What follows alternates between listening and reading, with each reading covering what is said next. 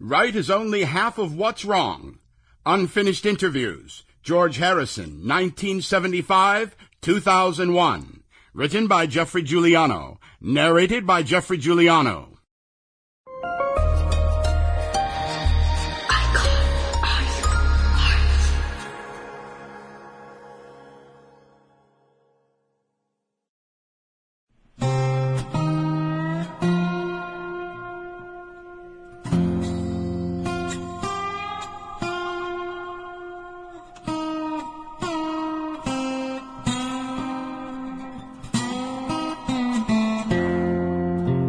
It comes as no surprise that in the wake of the 1970 breakup of the Beatles that George Harrison would release All Things Must Pass, a prolific, intensely spiritual, even majestic triple album.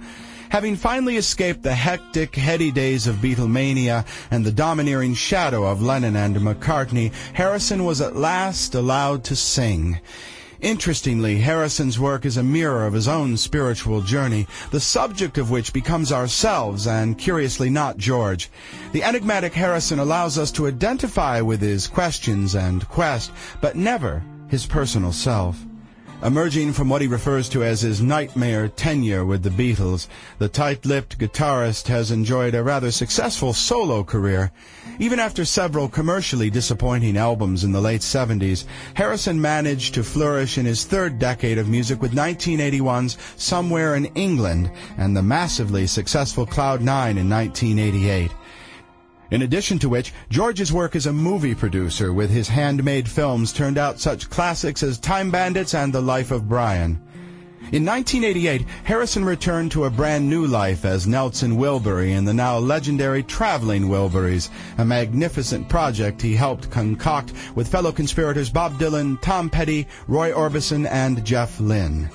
In 1977, George teamed up with his old friend and sitar mentor Ravi Shankar for Chants from India, a project that displays both Harrison's ongoing commitment to Vedic culture and philosophy. It is evident that Harrison's amazing musical and spiritual journey shows no signs of ceasing. While the forever-growing Beatles legacy propels John Lennon and Paul McCartney to mythical, almost godlike status, George Harrison remains a deeply human soul-searcher whose fanciful music continues to touch and inspire.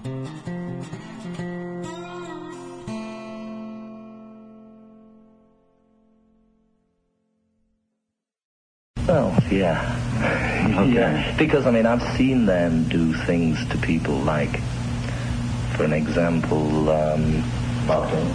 yeah, they tried to, kill Bob a few times. Also, the whole thing that split the Cream, actually, the band The Cream was, something that they said in Rolling Stone, just, sort of depressed Eric, I know, to such a point where he just thought, just get out of this.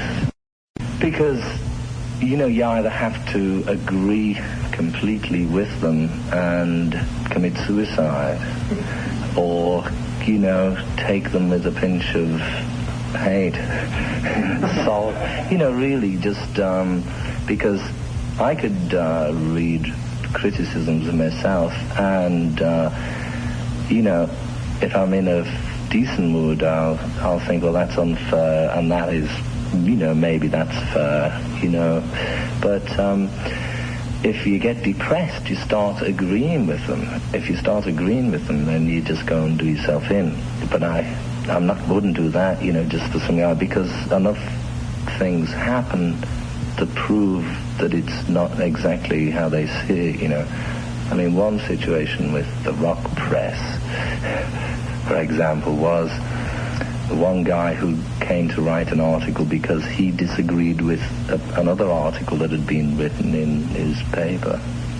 And so he said, I've seen, 7 of these concerts and I disagree and I want to write it from my point of view. Then his article came out and it was not really good at all. And I thought, well, he's just, he was just cheating me, just to get in to talk to him. But then he just wrote a letter to me and sent what he wrote. And to compare that to what they printed, he just said, they just cut it out. They just Sample complete. Ready to continue?